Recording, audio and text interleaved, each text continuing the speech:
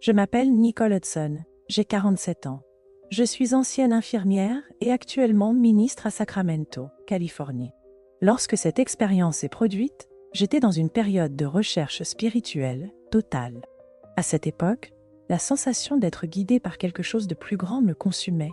C'est ainsi que j'ai décidé de faire un jeûne de 7 jours, ne consommant que de l'eau. Je n'avais pas d'explication à cela, mais je ressentais que c'était ce que je devais faire. La sensation était que l'Esprit Saint me convoquait pour quelque chose de spécial. Les premiers jours ont été difficiles, comme on pouvait s'y attendre, mais ce qui s'est passé le 7e jour est quelque chose que je n'aurais jamais imaginé vivre. Alors que je me rendais à une réunion de prière matinale, une paix profonde m'a envahi, mais j'avais aussi une sensation inquiétante, comme si quelque chose était sur le point de se produire. C'était comme si le temps se compressait autour de moi et que je ne pouvais plus ignorer ce qui allait arriver. L'impact a été soudain.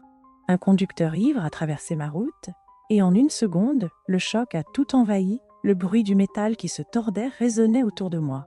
Je ne pouvais pas tout traiter immédiatement, mais quelque chose en moi a ressenti une absence, une sensation que mon âme avait été arrachée de mon corps. Et à ce moment-là, ma conscience a quitté mon corps d'une manière que je ne savais pas possible. Je voyais tout en ralenti, comme si j'observais de loin. Je voyais la voiture écrasée, les gens autour de moi essayant de m'aider, mais d'une certaine manière, j'étais si distante de tout cela. Je me sentais flotter, comme si j'étais dans les hauteurs, observant en tant que spectatrice. Il n'y avait ni douleur ni peur, seulement une immense sérénité. C'était comme si le monde matériel n'était plus ma réalité et que je me trouvais dans une dimension complètement différente. Tout en tentant de comprendre ce qui m'arrivait, je flottais là, ne sachant pas quoi faire. Mais tout à coup, j'ai commencé à être attirée vers quelque chose. C'était une sensation presque magnétique, une force douce et accueillante qui me poussait en avant, comme si c'était un tunnel de lumière. La lumière n'était pas éblouissante, mais brillait d'une intensité si pure que je me sentais en paix, comme si j'étais guidée par quelque chose de divin. C'était comme traverser un voile entre deux mondes. Et, à mesure que j'avançais, je sentais ma conscience s'élargir.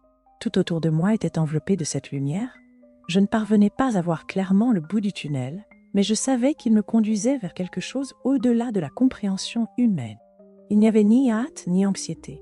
On me guidait d'une manière tranquille, avec un sentiment de but que je ne pouvais exprimer avec des mots.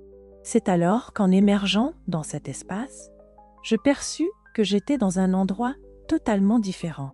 Je ne peux pas expliquer exactement ce que j'ai vu, mais c'était un domaine spirituel indescriptible, un lieu où tout semblait parfait. Il n'y avait pas de ciel physique tel que nous le connaissons, mais une immensité qui émanait une paix incommensurable. L'environnement autour de moi baignait dans une lumière dorée et douce, et l'atmosphère semblait vibrer d'une énergie que je n'avais jamais expérimentée. Tout là-bas semblait parfait, mais en même temps, en regardant cet endroit, je savais que c'était seulement une fraction de quelque chose de bien plus grand. J'étais face à quelque chose d'immense, quelque chose qui dépassait toute ma compréhension humaine. Soudain, je sentis une présence à mes côtés. C'était Jésus. Il était là, debout devant moi, et sa présence était comme une étreinte spirituelle qui m'enveloppait complètement. Dans son regard, il y avait de la compréhension, un amour profond et un silence qui semblait dire plus que n'importe quel mot ne pourrait exprimer. Il n'y avait pas de mots pour décrire ce que je ressentais, mais je savais qu'il était là pour me montrer quelque chose d'important. Jésus, avec une calme sérénité, commença à me parler, et à chaque mot qu'il prononçait, ma compréhension s'élargissait.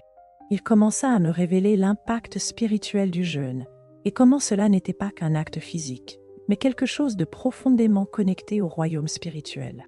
Il me montra des fils de lumière dorée, s'élevant de la terre vers le ciel, comme si chaque acte de jeûne était une connexion spirituelle directe entre les hommes et le divin. Je pouvais sentir chacun de ces fils pulser avec énergie, et ce qui était le plus impressionnant, c'était de réaliser que ces fils représentaient les prières et les jeûnes des gens. Quelque chose d'aussi simple qu'une prière sincère et un jeûne authentique créait ces ondes de lumière qui atteignaient le ciel, reliant tous dans un réseau invisible de prières et de pouvoir spirituel. La grandeur de tout cela était impossible à décrire. Je voyais comme si j'observais une scène au ralenti. Le pouvoir que ces actions de foi avaient dans le monde spirituel était comme si chaque personne, même sans le savoir, participait à quelque chose de plus grand, à une révolution spirituelle silencieuse. C'est alors qu'il me révéla quelque chose que je n'aurais jamais pu imaginer. Jésus commença à me montrer des figures bibliques, comme Moïse et Daniel, utilisant le jeûne pour changer des réalités spirituelles. Je vis Moïse sur une montagne, jeûnant et priant, et comment son dévouement avait brisé les chaînes de l'esclavage du peuple d'Israël. Je vis Daniel dans son jeûne, non seulement à la recherche d'une direction, mais apportant une clarté spirituelle qui touchait les cœurs des rois et des gouvernants. C'était comme si un rideau était tiré et que je comprenais soudain que le jeûne n'était pas une pratique isolée, mais une clé spirituelle qui a été utilisée à travers l'histoire pour réaliser des changements profonds. Ce qui était le plus impressionnant, c'était de réaliser que de nombreuses personnes, au fil des siècles, avaient jeûné sans savoir combien elles influençaient les événements sur Terre. Je ressentais l'ampleur de ces actions, quelque chose qui se faisait dans le silence, mais avec une force bien plus grande que je ne l'aurais imaginé. Alors Jésus me dit, le jeûne n'est pas pour convaincre Dieu d'agir, mais pour aligner ton esprit avec ce que Dieu désirait déjà. Sans aucun doute, c'est un canal de pouvoir spirituel. La révélation de cette vérité fut, et je ne savais pas comment tout traiter, mais je savais que je ne pouvais plus voir le jeûne de la même manière. Au fur et à mesure qu'il me révélait davantage sur le jeûne, quelque chose en moi alluma. Je commençais à comprendre que le jeûne était l'un des plus grands pouvoirs spirituels que nous possédons, mais aussi l'un des plus mal compris. Jésus m'a montré comment le jeûne déchire les voiles spirituels, ceux qui nous entourent, et nous empêchent de voir au-delà de la surface. Il dit que lorsque quelqu'un jeûne sincèrement, le Saint-Esprit utilise cette action comme une clé pour ouvrir des portes spirituelles. Alors, je vis une vision de l'impact réel du jeûne, comme si je voyais sur un écran de projection. Je vis les voiles sombres sur le monde se déchirer, révélant des chemins pour la manifestation de la gloire de Dieu. C'était comme si le jeûne, avec sa pureté et son humilité, avait le pouvoir de briser les barrières spirituelles qui étaient sur la terre. Et cette ouverture permettait au pouvoir de Dieu de couler librement, apportant guérison, restauration et transformation. Jésus m'a expliqué que le jeûne fortifie notre armure spirituelle et nous rend plus sensibles à l'esprit. Il m'a fait comprendre que lorsque quelqu'un jeûne avec un cœur pur, c'est comme si cette personne s'alignait avec les cieux et tout à coup, son autorité spirituelle augmentait. Le jeûne n'était pas une façon de chercher quelque chose de Dieu, mais une manière de nous placer au centre de sa volonté. C'était une révélation qui m'a laissé silencieux un instant, absorbant le poids de tout ce qu'il me montrait. J'ai vu comment, au cours de l'histoire, ceux qui ont jeûné avec sincérité avaient un type d'autorité spirituelle qui ne venait pas d'eux-mêmes, mais émane directement de Dieu. Il y avait quelque chose de si puissant dans cet acte simple que je ne pouvais plus voir le jeûne de la même manière. Jésus m'a aussi dit que le jeûne serait crucial pour les temps futurs, que l'Église entrerait dans une phase où le jeûne collectif serait nécessaire pour surmonter les défis spirituels à venir. L'impact du jeûne collectif, m'a-t-il expliqué, créait des tempêtes spirituelles qui pouvaient transformer des villes et des nations entières, mais en même temps, cette révélation me remplissait d'espoir. Il y avait aussi un avertissement. Jésus m'a expliqué que tout jeûne n'aurait pas d'impact spirituel. Le jeûne n'était pas une formule magique, mais quelque chose qui avait un effet réel seulement s'il était effectué avec humilité et un véritable repentir. Il a parlé de la façon dont beaucoup, au cours de l'histoire, avaient jeûné pour les mauvaises raisons, cherchant le pouvoir ou essayant de manipuler Dieu pour qu'il exauce leurs désirs. Ce type de jeûne n'avait aucune valeur, car il ne provenait pas d'un cœur sincère. Il a souligné que pour que le jeûne soit efficace, il était nécessaire que le jeûneur soit aligné avec la volonté de Dieu, cherchant non pas ses propres intérêts, mais ceux du royaume. Cela m'a fait réfléchir profondément à mes propres motifs et à la façon dont, souvent, nous cherchons des réponses rapides, sans comprendre ce que Dieu attend réellement de nous.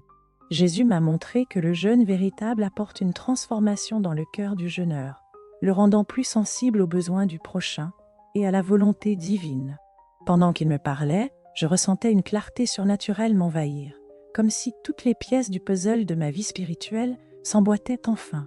Jésus m'a révélé encore plus sur l'importance du jeûne dans les temps à venir. Il a dit que l'Église était sur le point d'entrer dans une période de grande transformation où l'autorité spirituelle serait plus nécessaire que jamais pour les chrétiens. Il serait essentiel de rechercher des niveaux d'autorité spirituelle sans précédent, quelque chose qui ne pourrait être atteint que par une véritable pratique du jeûne et de la prière. Le monde était sur le point de faire face à des temps difficiles et le jeûne collectif serait la clé pour surmonter ces adversités. Il m'a demandé de partager ce message avec les autres, que les gens devaient comprendre que le jeûne n'était pas seulement une pratique religieuse, mais une arme spirituelle puissante, capable de transformer le monde qui nous entoure. L'Esprit Saint se mouvait, et il était temps que l'Église redécouvre cela. Jésus m'a dit quelque chose qui m'a laissé sans voix.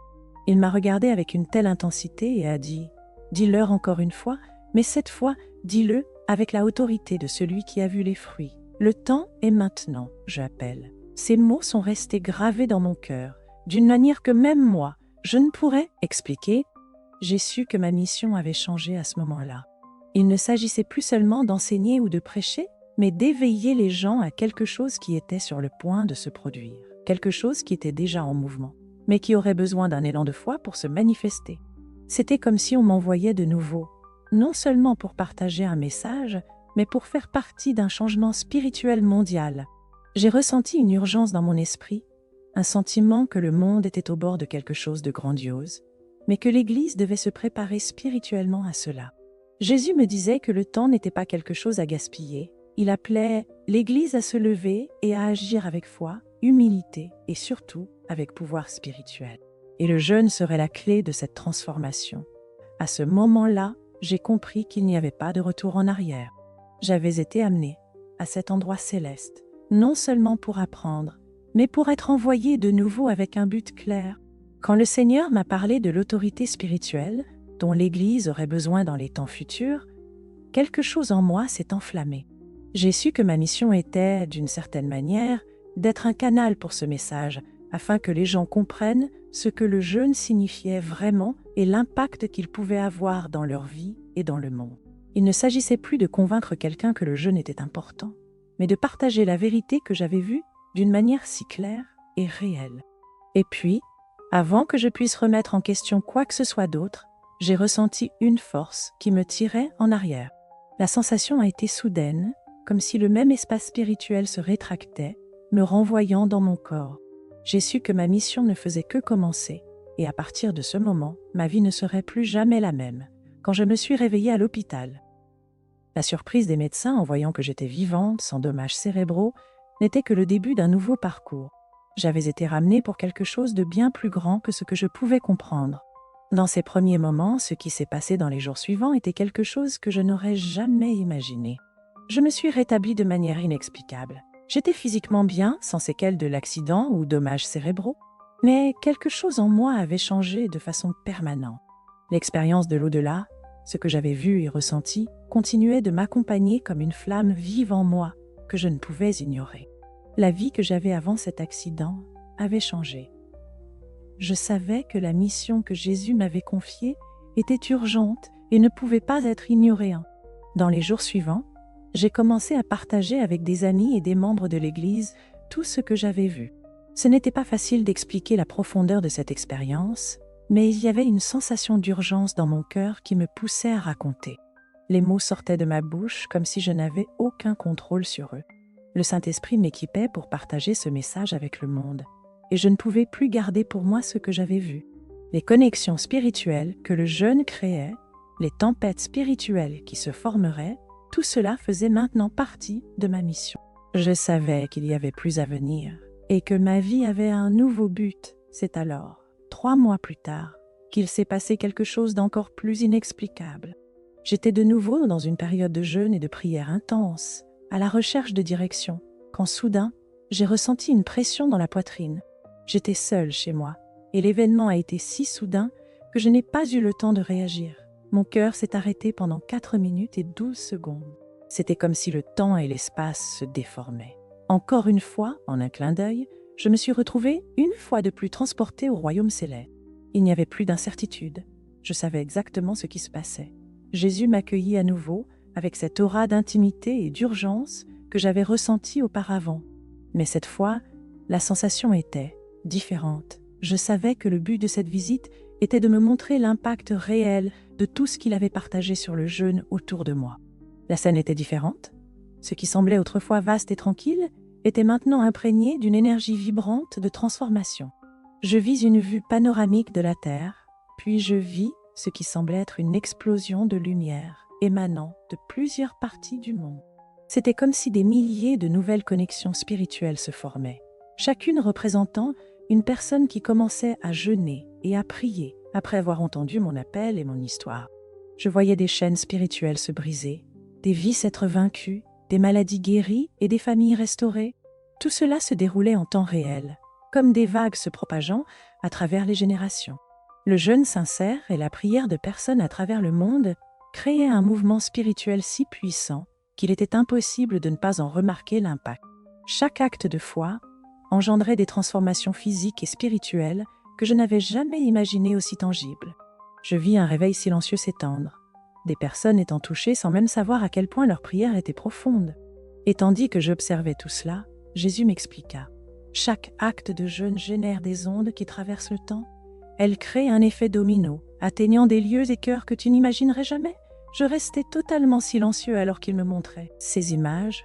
L'ampleur de tout ce qui se passait était écrasante. Les transformations qui se produisaient à cause de la foi simple des gens à travers le monde dépassaient ma compréhension. Jésus m'expliqua que, à mesure que davantage de chrétiens comprenaient le véritable but du jeûne, l'Église deviendrait spirituellement plus forte. Je vis comment, à un niveau profond, le jeûne avait le pouvoir d'éliminer l'oppression spirituelle et d'apporter de la clarté. Mais encore une fois, le pouvoir ne réside pas dans le jeûne en lui-même, mais en moi.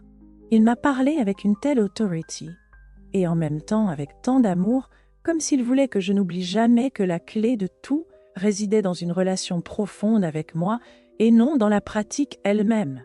Alors, avant que je puisse assimiler complètement tout ce qu'il m'avait montré, Jésus m'a donné un dernier message.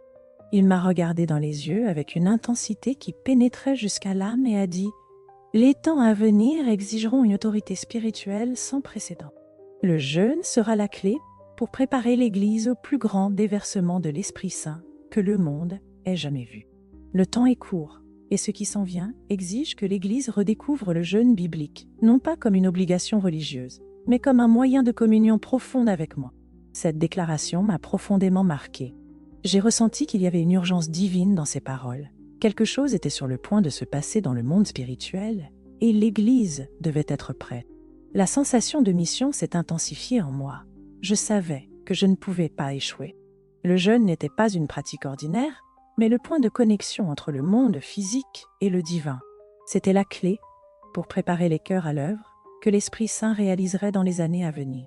Le jeûne collectif, lorsqu'il est pratiqué avec humilité, serait capable de déplacer des montagnes spirituelles. Je savais que la bataille spirituelle qui s'annonçait exigerait non seulement de la foi, mais une autorité renforcée par la pratique du jeûne, de manière sincère et profonde. C'est à ce moment-là, alors que la présence de Jésus m'enveloppait encore, que j'ai ressenti une force invisible qui me tirait en arrière. Mon corps était comme si l'espace entre les mondes se rétrécissait et qu'on m'appelait à revenir à ma réalité physique. Je me suis réveillée à l'hôpital, entourée de médecins qui étaient stupéfaits par ma récupération. Étant vivante, sans aucun dommage cérébral, après avoir été déclarée morte pendant près de 18 minutes, c'était un mystère pour tous. Je savais que ma mission ne faisait que commencer et que ce que j'avais vécu n'était pas seulement une vision ou un rêve, mais une réalité spirituelle. Ce que j'avais vu, les vérités que Jésus m'avait révélées sur le jeûne et le pouvoir transformateur de cette pratique étaient maintenant gravées dans mon cœur. J'avais été renvoyée avec une mission claire, partager avec le monde ce que j'avais appris, préparer l'Église pour les temps à venir. Je savais que le temps s'épuisait et que les gens devaient comprendre le véritable pouvoir du jeûne avant qu'il ne soit trop tard. Maintenant, en partageant mes leçons et mon histoire, je ressens le poids de la responsabilité que j'ai. Ce n'est pas seulement mon expérience, c'est ce que j'ai appris et la mission que j'ai reçue. Le temps dans lequel nous vivons exige une Église prête à agir, avec puissance, alignée avec l'Esprit Saint d'une manière plus profonde que jamais.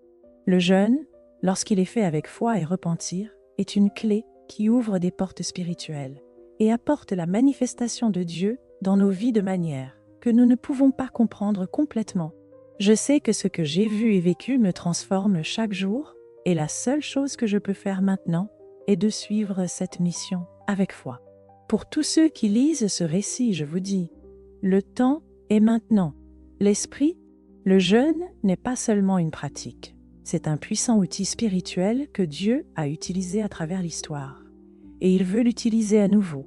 Maintenant que nous puissions nous préparer en tant qu'Église pour le plus grand déversement de l'Esprit Saint que le monde ait jamais vu, et que nous puissions, avec humilité, aligner nos cœurs à sa volonté. Ainsi soit-il.